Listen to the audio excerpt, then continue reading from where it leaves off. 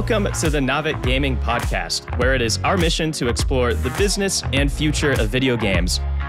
We bring together the industry's brightest builders, investors, and thinkers to keep a pulse on current events, dissect emerging trends in games, share lessons learned, and have a great time. This podcast is also part of Navik's growing ecosystem, which ranges from free and premium research to consulting and advisory services. For more information, visit www.navik.co.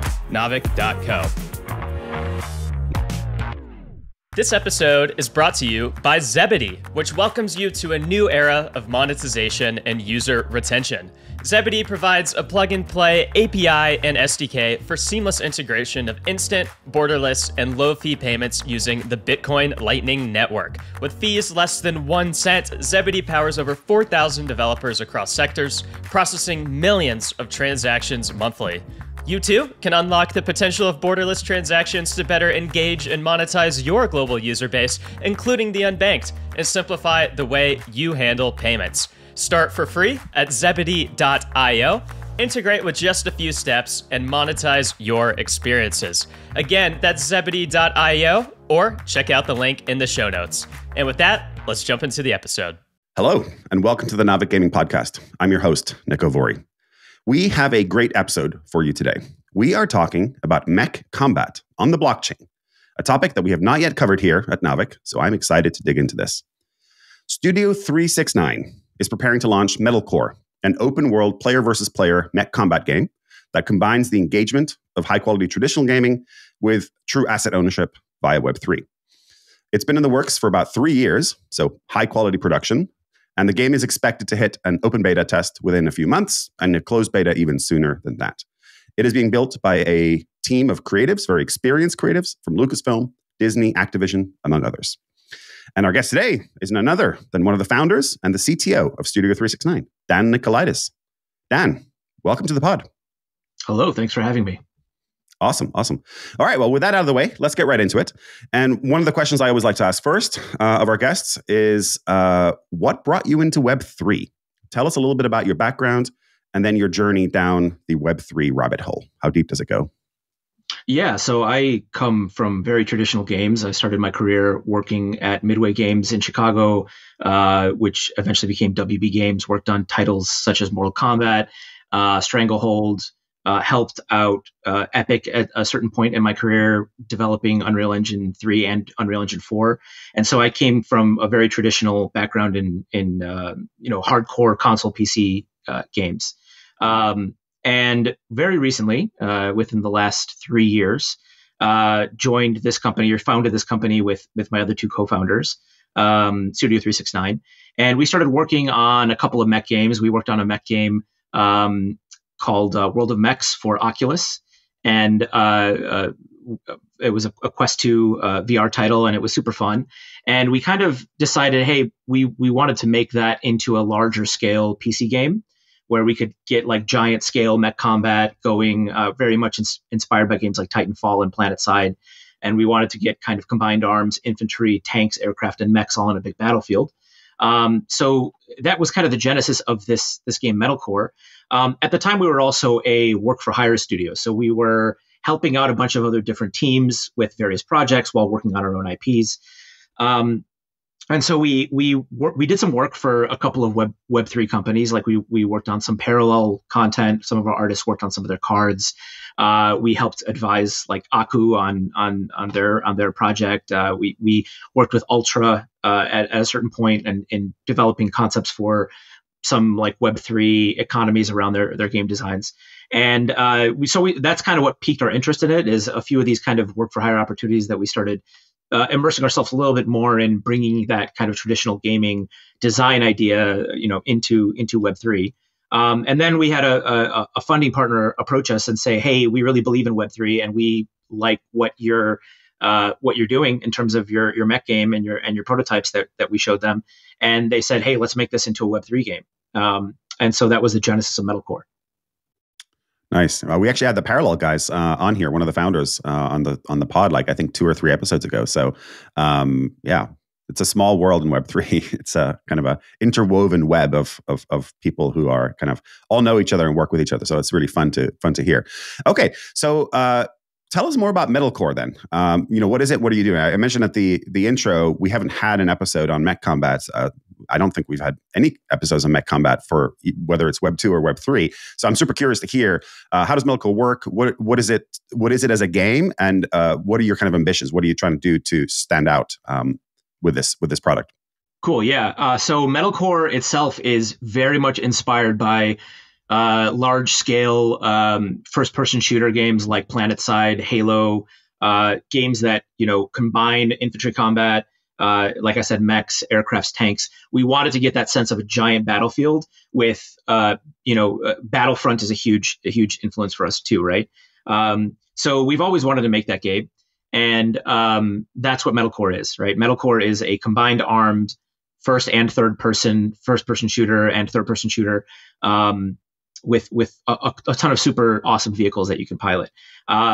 It's also a basically three-way territory control game. So you when you start the game, you join one of three factions, which are the Metal Punks, the Gear Breakers, and the Holy Corporation. And the backstory of the game is that these 5 colony ships left for this distant planet in order to colonize it. 1,000-year journey. One of them exploded and knocked out the cryo on 3 of the other 4. And so these 3 developed, unable to communicate with one another over 1,000 years, developed very weird societies trying to survive on their ships, landed on the planet, and started going to war immediately because they were all like aliens to one another. And then the 4th ship, which is what you arrive on, your cryopods open up like 100 years later. And, after the kind of cooling off process, and you look down on the planet and holy crap, what's going on, right? So that's the backstory of the game. So at the outset of the game, you got to choose one of the factions you got to ally yourself with. You're one of a small group of mercenaries who's kind of not necessarily beholden to any one faction, but can kind of hop around potentially. And so we're building a lot of elements of like political faction wars into it. The guilds, which in our game we call baronies, play a huge role in taking territory and holding it and owning territory. And obviously the Web3 connection of the vehicles that you own, the characters that you unlock, and being able to level them up, improve them, and make them super awesome. And then potentially either rent them out or make them available to your barony mates, or sell them if you want to. Sweet. I love the lore, actually. That's a really fun. And by the way, the art style is great. Obviously, this is a podcast, audio format, so we can't show it to you, but we'll have links in the show notes. But the art is really, really cool and very high quality. I mean, it looks very AAA, which I guess is a testament to the fact you've been working on it for 3 years. Let's dig in a little bit more on the Web3 component here, because it sounds like you were working on MetalCore already. Funding partner came along and says, hey, I like what you guys are doing. How about some Web3? And so I'm curious to hear how you guys are thinking about the Web3 component. It sounds like it's partly to do with the vehicles and owning those and renting those out, which is obviously an easy connection to make. But tell me more about how you guys are thinking about the Web3 components and how deep do those integrations go? How much is this a Web 2 game with some Web3 elements, or is it a Web 3 game first and foremost with some Web 2 elements? Because you could go both ways on this in this space. The kind of Web3 partners that we had came to us basically right at the beginning, right in the concept phase. I mean, we took our World of Mechs VR prototype and we moved it over to, or I should say, took our finished World of Mechs VR game and moved it to PC. And about a month later, we were in conversations with, here's a cool idea that we have, which is blow out this World of Mechs game into this giant game, which has become MetalCore. And we already were thinking about how do we integrate that with Web3. So from the outset, we've been planning and designing this to be a Web3 game. I suppose, at the time we were thinking really more like Web 2.5. And it's a bit of a maybe sliding scale. Like we might start more like Web 2.3 and eventually get to Web 2.8, right? It's shifted a little bit from the outset. So there are definitely Web 2 elements in it, and you can play the game as a Web 2 free to play player and never engage with any blockchain elements if that's what you want to do. And it's all combined. So like if you are a Web 3 player and you're a Web 2 player, you're going to play against each other, fight each other, be on the same battlefield. But yeah, so the Web3 elements started off as being primarily like focused on NFTs, right? Because that was the clearest, most obvious use case for us of Web3 in games. Like, we know we want you we want to have this really cool collection mechanic, sort of like World of Tanks, where you just have like endless amounts of vehicles that you want to collect and upgrade and unlock new loadout slots and so on and so forth. And that was a perfect use case for NFTs for us. We've gone a little bit back and forth over the course of the project on whether or not we wanted to do an associated fungible token. We started off thinking yes. We then maybe backed off from that a little bit over the course of 2022 and early 2023, and then have come back around to the idea of doing that. So in around mid 2023, we resolved that we were going to launch a token for the game. That announcement is going to be coming soon as to what form that's going to take. But the full Web3 implementation, as it were, is going to include both NFTs and a fungible token that works as a currency in the game. Oh, that's exciting. Do you have anything you can share about the fungible token? It sounds like it's still TBD, but I'm always very curious to hear about the non-fungible side of things and the fungible side of things kind of working in harmony with each other. So anything more you can share at this time about how that's going to work? Yeah. So our main goal is for the token to have as much utility in game as possible, mirroring that which you would find of a premium currency in a typical free-to-play game. So we've pretty much made the MCG token, which is what we're calling it, MetalCore game token, parallel with the premium token that you would ordinarily find. So all of the use cases that we're thinking, this is where we would ordinarily charge a player with premium currency, that would MCG would be an expenditure there. So that includes things like when you craft a Web2 vehicle and you unlock its class and you level it up and you add certain rare loadout slots to it, or upgrade certain of its loadouts to like rarer options. And you say to yourself, hey, this is a really powerful vehicle now. I'd like to rent this out or contribute to my barony or sell it or whatever I want to do. In order to convert it to an NFT, it will require a certain expenditure of MCG to do that. In addition, in order to get some of these like really high rarity things that you can find in the world but are very, very difficult to find in the world, you can purchase it from the store directly for MCG, right? So with that comes it's a fixed supply token. So with that comes a massive reward pool that we're making available to our players. And so as you play the game and you kind of do these activities in game, you can qualify for token rewards on a weekly basis in order to kind of create that cycle. Gotcha. Okay.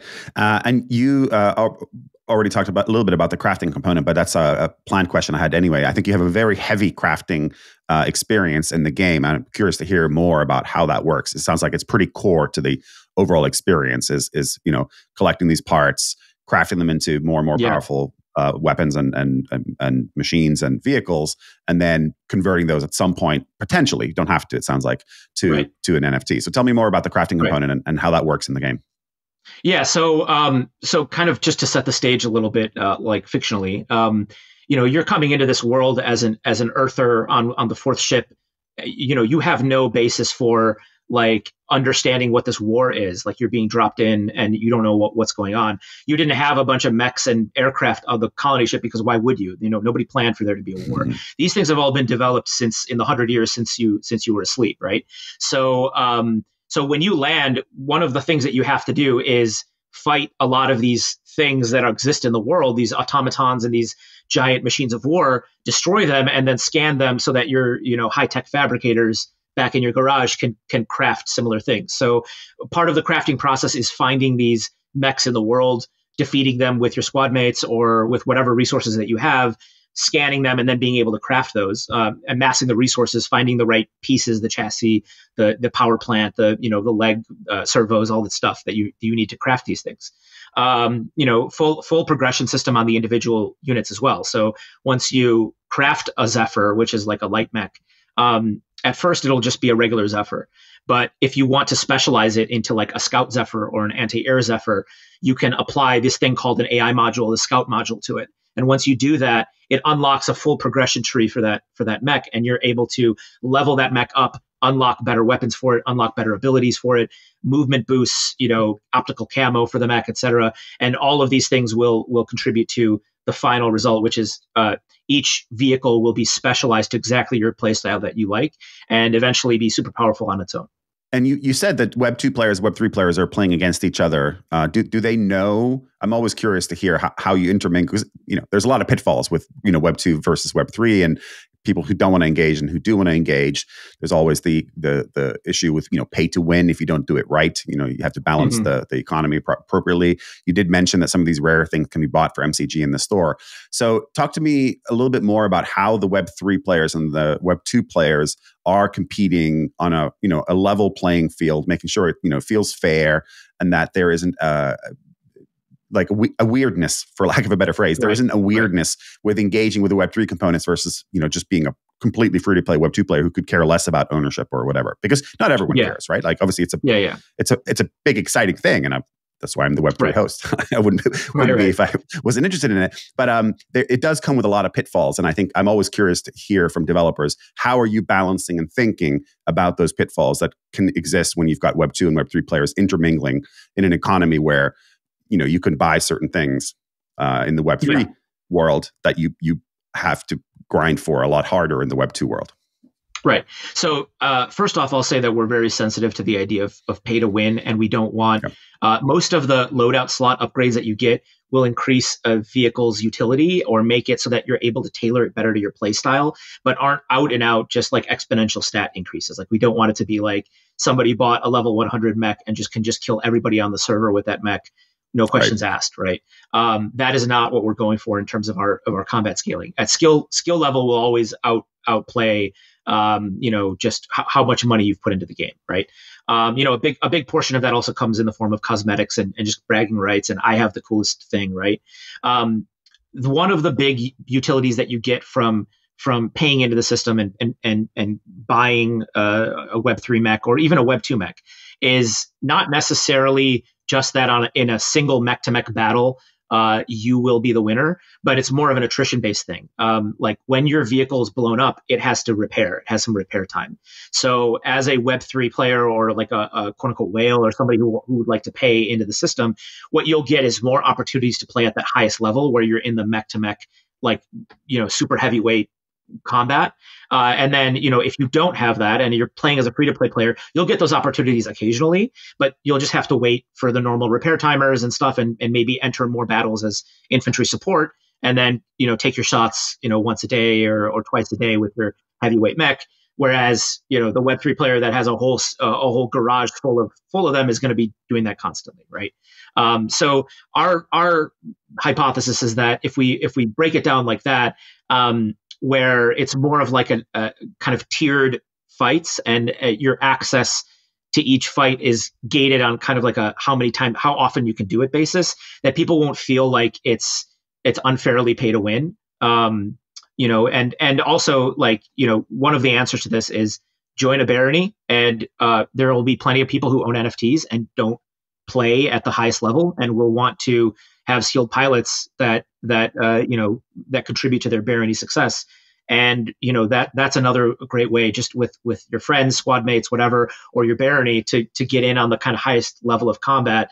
And at the end, in order to like capture a control point or loot a chest, everybody's going to have to get out of their mech at some point. So if you're a highly skilled player, I can tell you from personal experience that like when somebody's running across the field in a Queen Fran, like this giant 6-legged spider mech that's like 8 stories tall, and you're just like cloaking behind them as a scout, and you're waiting until the pilot hops out to grab his loot and you pop him in the head, that feels great, right? Like that's awesome. So, we don't think of it as like it's just purely pay to win, because there's a lot of crazy stuff that can happen in this game, right? A lot of immersive and emergent like viral moments that we're shooting for that don't boil purely just down to whoever has the biggest mech is always the victor. Yeah. Oh, that sounds like fun. Okay. You also have land, and you're calling it territory in your game. Yeah. And that I believe that also has an ownership component to it. I know it's not launching out of the gates. I think you've got it planned for a little further down the roadmap, but very curious to hear more about how territory works. What is it? When does it launch? Yeah. So we're hoping to launch territory at the end of the year with the kind of what we're calling more of kind of the next phase of our open beta. So open beta is going to be end of April, early May. And then end of the year, we're calling, I don't know if we have a title for it yet, if we're calling it early access or like open beta phase 2 or whatever it is. But that will be the territory war component. So that will be basically shifting battlefield across the face of our primary continent where all of this fighting takes place right now, which we call Karani. It's a giant map. It's I think like 256 square kilometers of just bases and stuff to capture. Right now, that map is in kind of like a freeze frame of the territory war. So none of the bases can actually change hands. But in the future, when we release a territory war kind of feature, those bases will over the course of every week or every couple weeks of play, based on player participation and like seasonal fighting and victories, those bases will change hands. And the ownership component comes not with the territory ownership in that sense, like whichever faction owns that territory in that moment, right? Or you could call it, I guess, occupying that territory. Whoever occupies that territory can change at a moment-to-moment basis. What you would be able to own as a player is the actual real estate in the territory. So if you consider like a specific building where players may go to spawn their mechs, you may own that building, and then you may change the defenses on that building. You might change them from anti-air to anti-vehicle turrets. You might change it so the vehicle spawner that's down there can spawn medium mechs in addition to light mechs. You might even be able to install certain blueprint components there to create public vehicles that everybody, Web2, Web3, non-NFT owners can pilot as kind of like a kind of a corollary to the kind of scholarship system that we have, quote unquote scholarship system.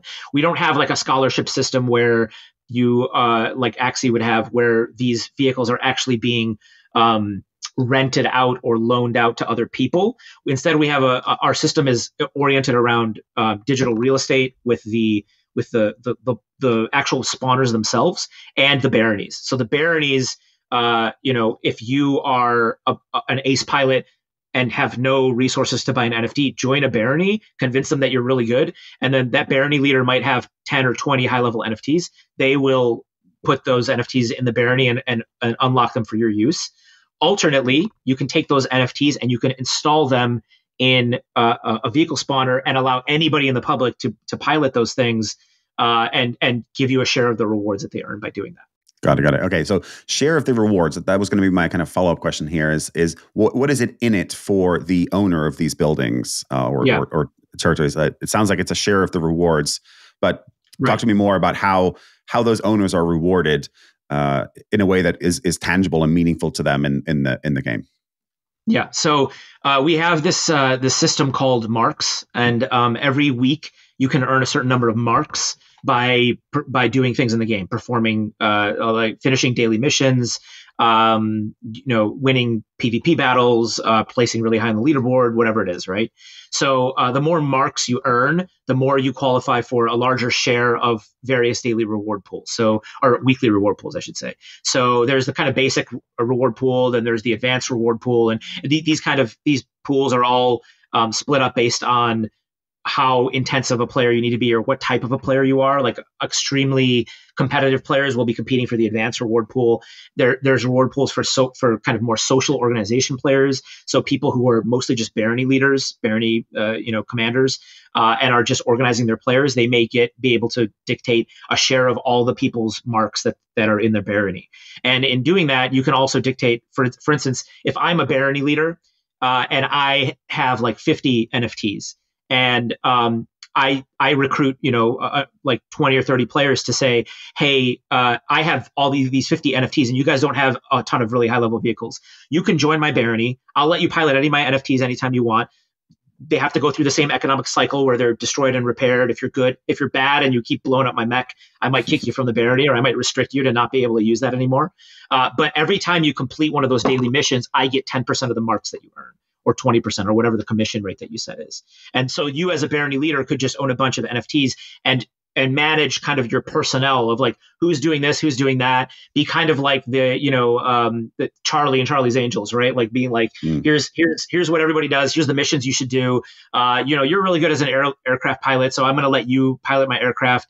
You pilot all the mechs. You guys just go out and do other daily missions, and based on what they do when they're using your NFTs or when they're in their barony, you can set various commission rates for that. Got it. Okay, there's a lot of mechanics in this game. I can see how it's been 3 years, 3 years in the works. Talk to me a little bit more about the development process here, because one of the complaints people have about Web3 games is that the ones that have come out haven't been really up to the quality level that you typically expect in Web 2.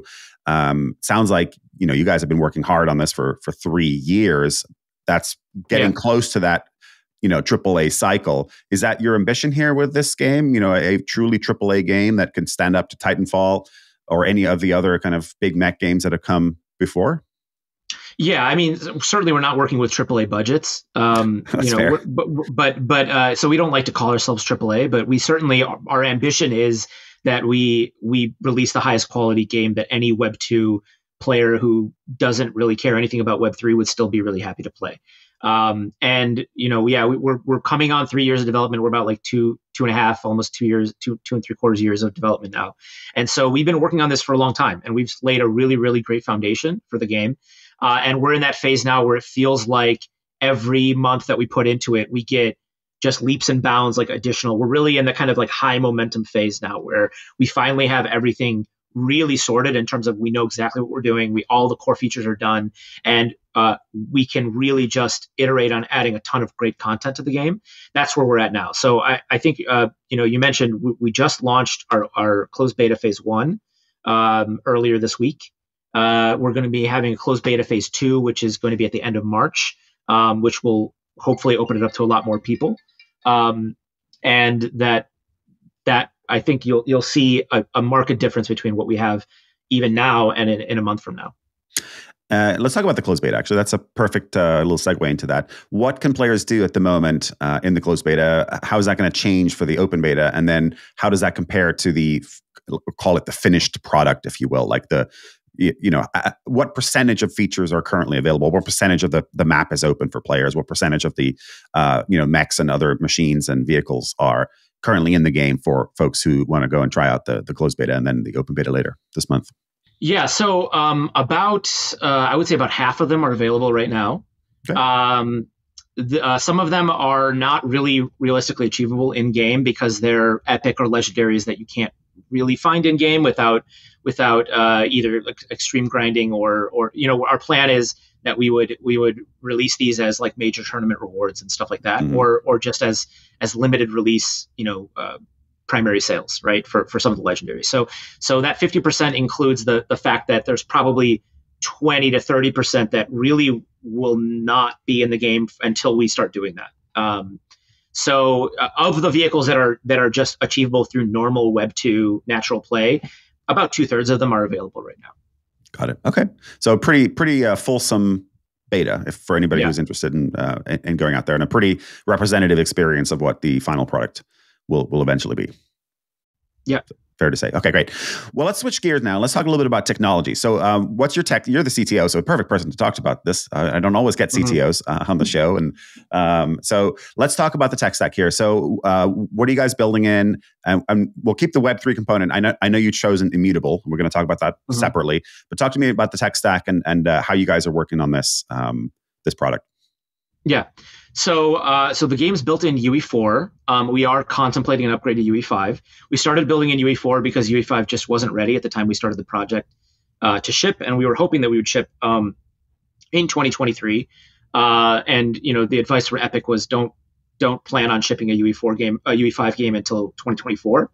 So now we're in 2024, so we may switch to UE5. We'll see. It is a bit of a lift to, especially the environment. The map itself is going to be a major effort to overhaul for UE5, but it may be worth it. So we're considering that now. Besides that, we're using Immutable, as you mentioned. We're using kind of off the shelf middleware for all of our backend tech. a lot of stuff on Azure, AWS, and PlayFab, and so on and so forth. And Immutable has been almost invaluable in terms of navigating the Web3 component of this, because we are traditional game developers. We don't have a ton of Web3 smart contract developers or anything in house, right? So we have some backend developers who are used to making simple API calls, and that's what Immutable lets us do, which is really cool. So yeah. Perfect. Yeah, I want to talk more about Immutable. So we actually had Robbie Ferguson on the pod just a few episodes ago as well.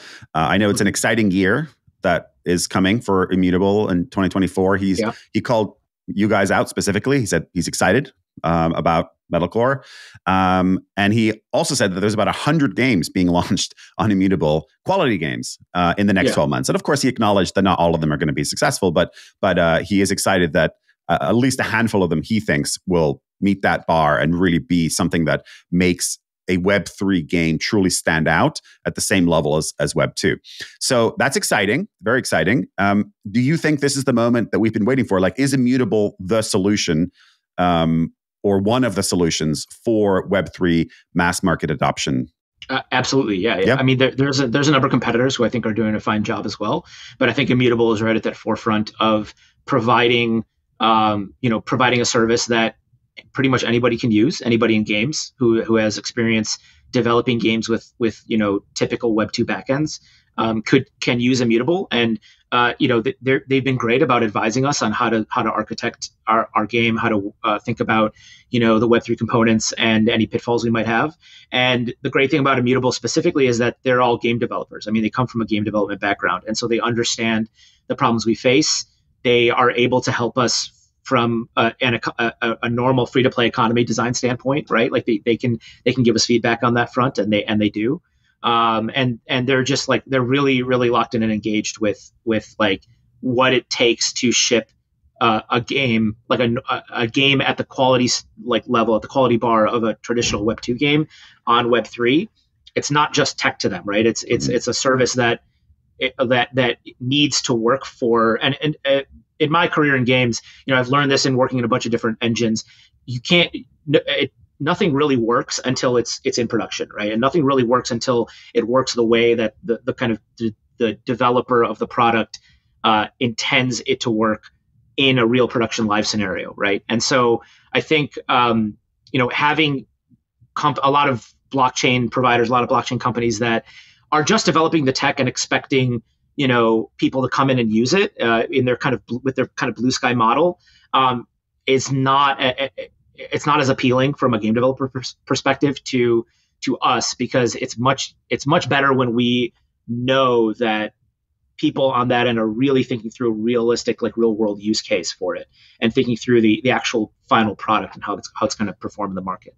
Yeah, I mean, game developers, I'm a game developer myself. We just want to develop games. We don't want to be solving crazy technical challenges and, figuring out these hard integrations and having smart contract developers on staff. You just want to focus on making a really fun product.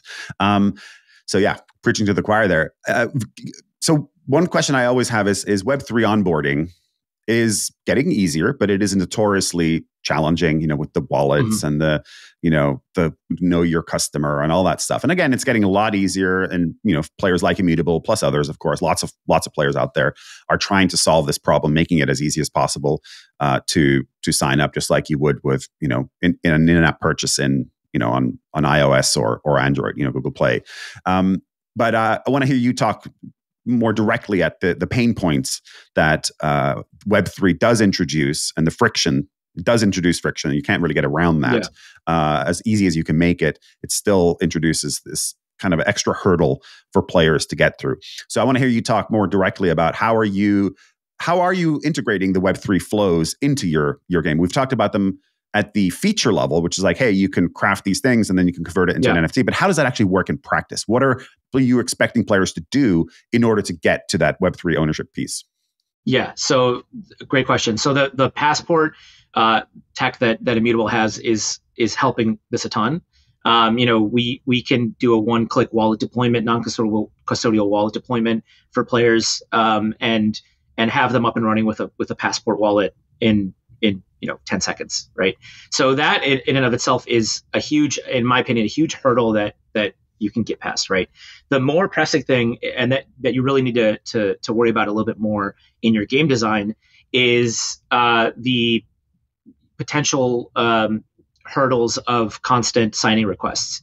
So if we had a signing request that we needed to make, or to allow a player to make to sign a transaction every time they wanted to do anything, it would just break immersion. It would be too much painful, pain, right? Painful. So I know that. So this is something that we've really thought about in our game design. And one of the main use cases for MCG, so all of the use cases for MCG that will require a signing transaction or signing a transaction are more relatively few and far between, right? So they're not like constant, like every 5 minutes you're going to have to sign something. The way we've specifically done that is there's still a case and a scenario where we want players to make microtransactions in our game. And we want players to be able to spend resources in order to kind of get ahead, to squash timers, to get cool stuff, right? Our main thesis is that anything that a player may want to do more than once in an hour should be done purely with the Web2 payment flow.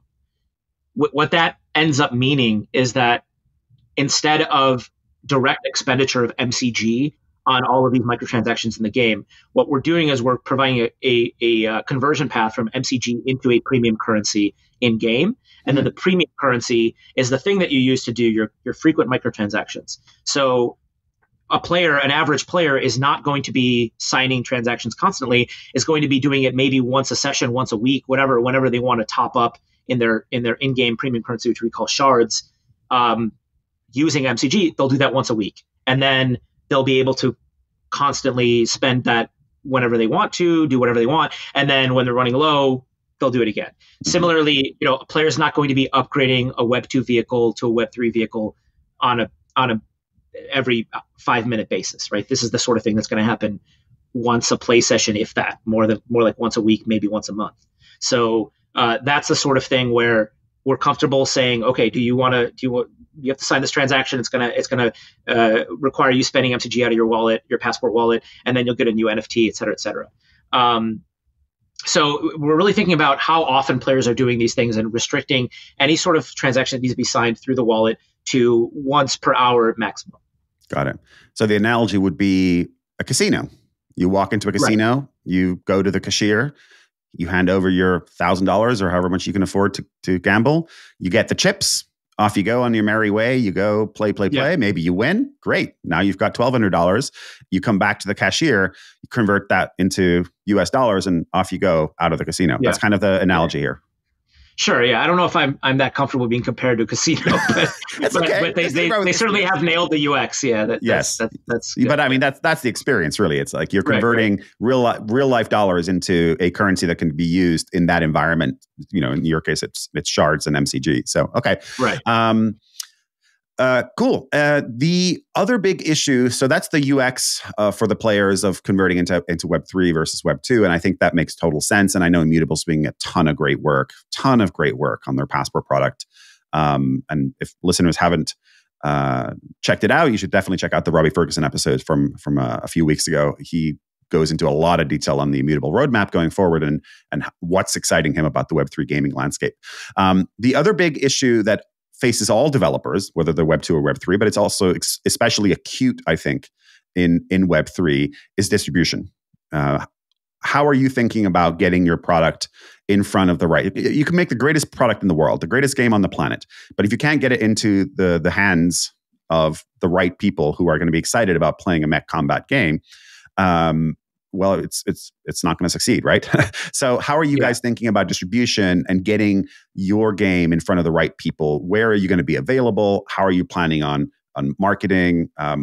Does the Web3 component help or hinder, in your opinion? All of that stuff. That's really where. So we're available on EGS, Epic Game Store. We're working on Steam. We're trying to see if there's some way we can release on Steam without running afoul of their Web3 restrictions, and that might include something like, you can do everything Web2 free to play in the game, but once you need to do any of the Web3 transactions, we'll pop you out to our website or something along those lines, right? There may be a pathway there. But in terms of, it seems like what you're asking more is like user acquisition and like how do we get in front of the right eyeballs? And yeah, sorry, specifically, how does the Web3 piece help or potentially hinder in that? Because there is a world in which the Web3 piece increases the potential LTV of a customer. I mean, most gaming user acquisition, whether it be on mobile or PC or whatever, it's a game of CAC versus LTV, right? And many developers I've spoken to have said like, hey, they think that the Web3 component, even if not every player is going to engage in it, has a potential to significantly potentially increase the LTV of a customer, of a player, and therefore allows you to do more user acquisition on the CAC side of things, right? That part of the equation. So that's really what I'm getting at here with this question is like, how are you guys thinking about the Web3 component driving user acquisition, helping you with that? Yeah, so we see it as kind of a leveling up process of the consumer, right? Of the Web2 customer.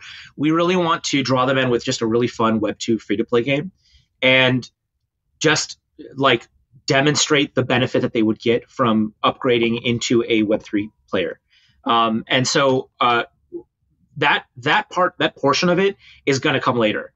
Right now, we are really focusing on a Web3 audience because a lot of our funding has come from like Web3 KOLs and investors and stuff like that, and they have a lot of eyeballs on the project, and they can help us get over that hump, right? Of this kind of core group of players who are really enjoying and playing our game.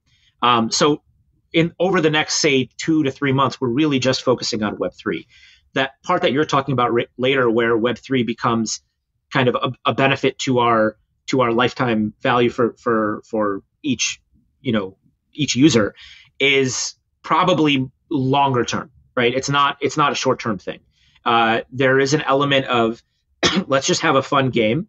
Let's get users in and demonstrate that this is going to be a fun game, whether or not you're engaged in Web3. And then once we're ready to market to directly to Web2 users, and we have that core group of like that core minimum CCU where anybody who jumps in will come and find a lively environment to play in, et cetera. It'll be a lot easier to make that UA spend. And then once those users come in, like you said, it'll probably be easier to justify once we run the numbers and figure out, does this translate to better like actual value to these users? We can potentially justify spending a lot more money on user acquisition and get a lot more players in. So that'll be something that we're going to be testing in small batches over the summer and later this year. Perfect. Okay. All right. Well, we've actually covered a lot of ground today, but we're getting towards the end of our episode here. What does your roadmap look like going forward? You've been working on this for 3 years. You mentioned that every month of work you put in, you're seeing, almost exponential improvements. That's the exciting time when you're getting towards the end of the project and you're getting ready to show it to the world, like the hard work that you've been doing. What's next on the roadmap for you guys, other than territory? We talked about that. What comes in the next 6, 12, 18, 24 months for you guys? Right. So right now we're primarily focusing on our like open game mode, which is a PvPvE, like open world sandbox mode. We want to focus a little bit more on more structured session-based PvP battles as well, and kind of working that into the player cycle. We want to add a bunch of narrative and blow out all our missions. We've developed this really, really cool dynamic mission system that everybody internally is super excited about its potential.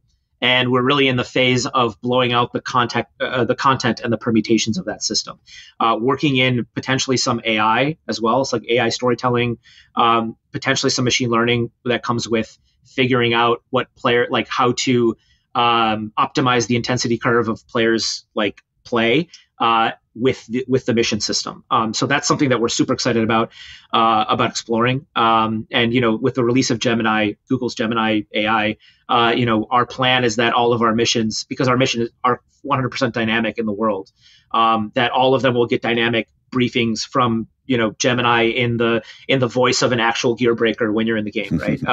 Which would be super awesome, right?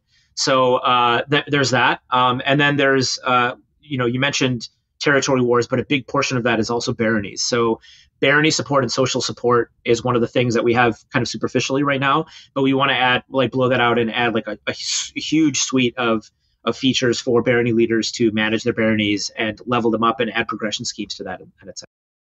Awesome. Sounds like a lot. Very, very ambitious. I always like ambitious projects and ambitious teams. Okay. Our listeners may want to go and check this out. Where can they go to play either the closed beta, if it's possible to get into that still, or certainly the open beta, which sounds like would be coming towards the end of March? We'll put the links in the show notes, but just tell us where it's going to be. Yeah, open beta closer to May, but right now there are still potentially some spots on our mailing list if you want to try to shoot for the closed beta phase 2, which is going to be end of March, which you still need a key for. You can potentially still get a key if you go to our site at metalcore.gg, and you will find some sign up links there where you can get an email with a key on EGS, and learn a lot more about the project. Also, you can join our Discord, which is at MetalCore Game on our Discord, which hopefully we'll have a link for as well. But yeah, that's it. Awesome. All right. And then final question for all of our guests. What 3 games are you playing right now or are you most excited by? And you can't use your own. That doesn't count. I'm still somewhat obsessed with Baldur's Gate 3. 100%. 100%. I'm sorry, but every single guest we've had has said Baldur's Gate 3. So I still haven't played it. I haven't had the time. But thank you for reinforcing the fact that I got to go and get that. Yeah. The other game which I've just started getting into is Helldivers 2, which is very in certain ways similar to our game, but I'm having a ton of fun with that. It's a super high quality game. I love it. And then this is I'm maybe a mark of how old I am, but I'm still enjoying mostly watching competitive Dota 2 when I have time. So that's my other vice. Awesome. All right. Well, that is a great place to end today. Dan, I just want to say thank you so much for coming on the pod today. It's been an absolute pleasure. I've really enjoyed learning about MetalCore and all you guys are planning. Yeah. Thanks for having me on. And of course, a big thank you, as always, to all of our listeners. We'll be back next week with more interviews, more insights, and more analysis from the weird and wonderful world of Web3. So until next time, friends, stay crypto curious and feel free to send questions, guest recommendations, and comments to me. My email is nico@naavik.co. If you enjoyed today's episode, whether on YouTube or your favorite podcast app, make sure to like, subscribe, comment, or give a 5-star review. And if you want to reach out or provide feedback, shoot us a note at podcast@naavik.co or find us on Twitter and LinkedIn. Plus, if you want to learn more about what Naavik has to offer, make sure to check out our website, www.naavik.co. There, you can sign up for the #1 games industry newsletter, Naavik Digest, or contact us to learn about our wide-ranging consulting and advisory services. Again, that is www.naavik.co. Thanks for listening, and we'll catch you in the next episode.